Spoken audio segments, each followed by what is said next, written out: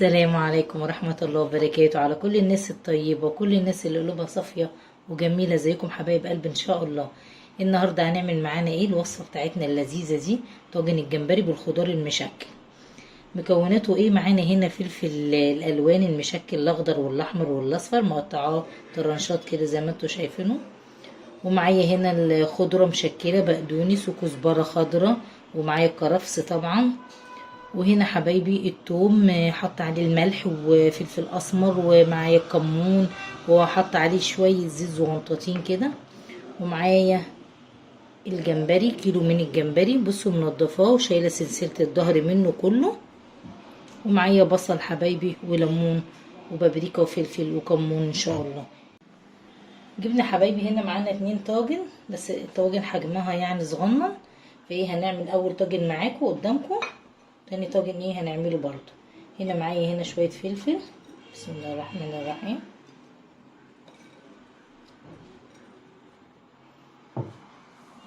ومعايا هنا شوية بصل، وهنا شوية توم بسم الله الرحمن الرحيم، وحبة خضرة.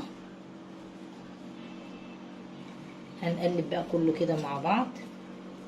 بصوا حبايبي بسم الله الرحمن الرحيم كده، بصوا حبايبي شبعنا بقى ايه، قلبنا كله كده مع بعض وبالثوم وكل حاجه. هنا معانا ايه بقى، شويه بابريكا، حط شويه بابريكا، وهنا شويه فلفل اسمر،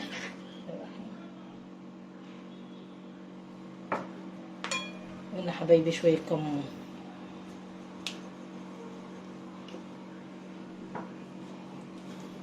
بسم الله الرحمن الرحيم، والصلاة والسلام على أشرف المرسلين سيدنا محمد عليه أفضل الصلاة والسلام. بصوا بقى حبايبي هنعمل ايه في الجمبري ده. هنحط بقى نتبله كده في الصينية اللي احنا حطينا فيها دي،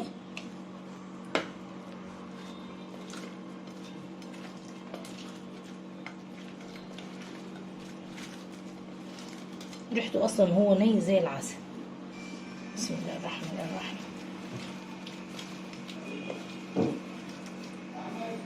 ماشي يا حبايبي، هنحطه بقى هنا وبصوا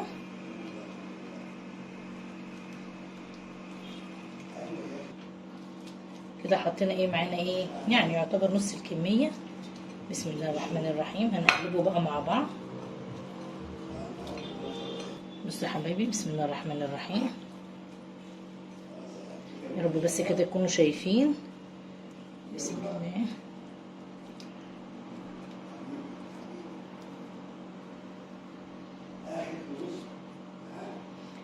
نعصر بقى شوية كده ليمون اهم حاجة،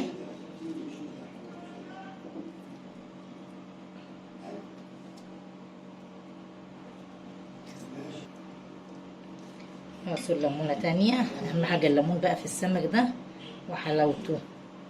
بسم الله.